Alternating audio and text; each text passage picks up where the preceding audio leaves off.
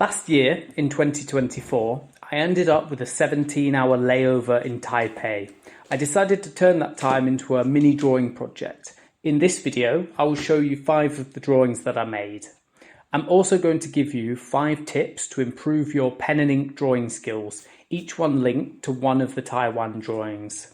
I flew into Taiwan from Brisbane, where I'd been at my brother's wedding, arriving really early in the morning. I flew out from Taipei back to Vienna later at night on the very same day. This gave me 17 hours to explore the city of 2.51 million people and sketch it. Let's jump in. Drawing 1 is the Chiang Kai-shek Memorial Hall. The first drawing is of a sculpture created in memory of Chiang Kai-shek, the former president of the Republic of China. It is located inside a gigantic white memorial hall with 4 sides. The roof is blue and octagonal, a shape that alludes to the symbolism of the number 8, a number traditionally associated in Chinese culture with abundance and good fortune. I sketched this quickly with pen and ink. I tried to capture the overall impression of the statue and the scene. Drawing tip number 1. Using sketching as a way to gather details. Sketching is a great way to gather details that help bring any artwork to life. If you look at the bottom right, you can see an 8-pronged star. This was a shape from the wooden roof. The plants were from the entrance outside. I sketched them onto the page because I wanted the drawing to create an impression and memory of the place, not a direct representation of how it looked. Try the same with your sketches.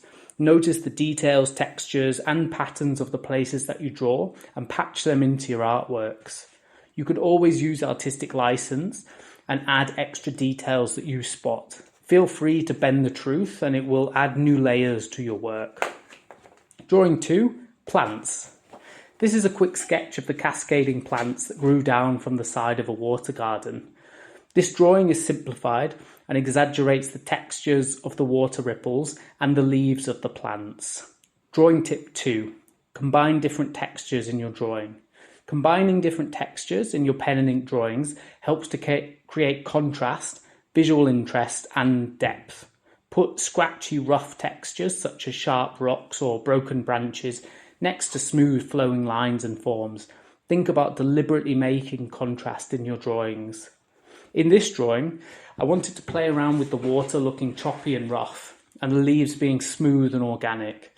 At the same time, there was a large thunderstorm, and the heavy water droplets were slicing up the surface of the water garden. Drawing 3, temple roof and temple column. These 2 drawings are from an 18th century Taoist temple. The rain was still hammering down when I got there, so one of the monks kindly gave me a table and chair inside to work from. These were fun drawings to make because the temple was incredibly detailed with lots of forms, patterns and carvings to sketch. I tried to show the density of shapes and textures with heavy cross-hatching and ink washes to create depth and shade. Drawing tip 3. How to use cross-hatching for depth. Cross-hatching is a really easy technique to learn. You simply draw multiple lines parallel to each other to represent shadows and darker tones. Going back over the same area with the lines drawn in a different direction will darken the area. The more passes you make, each time with the lines drawn in a different direction, the darker the shade will become. Drawing number 4, the Xing Tang bubble shop. This was a fun drawing to make. The shop was located on a crossroads, so there was a great flow of people to sketch as they walked past. It was still early in the morning, so the entire scene was slowly waking up as I drew. Drawing tip number 4, how to sketch crowds. Obviously, one of the trickiest parts of drawing crowds of people is that people move. To get around this issue, try to focus on the overall form and movement. Don't try to be too precise with everything. I usually go for the torso, head and legs first. If you can correctly capture the relationship between the head, neck and shoulders, then the limbs follow pretty naturally. I also don't normally sketch the facial features. A single horizontal line can place the eyes in the right position on the head. An intersecting vertical line shows where the nose and mouth should be.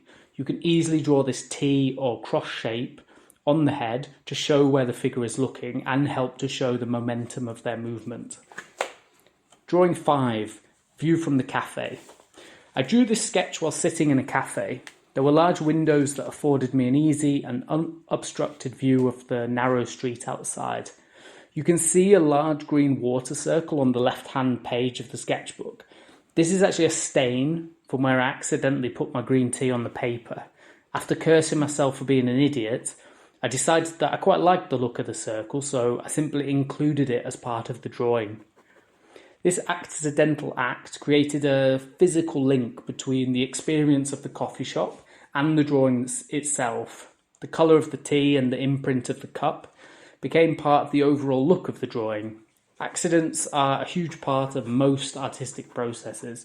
Many artists, from Walid Beshti to the Dadaists, use the role of accident as an important part of their work.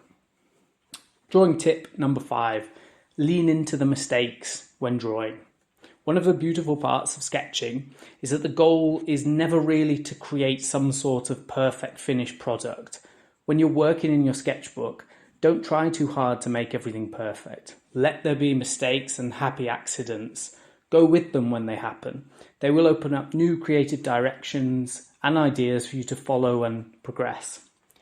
Thanks for watching, and subscribe to Robbie Draws Stuff for more tips to help you become a better artist and enhance your skills.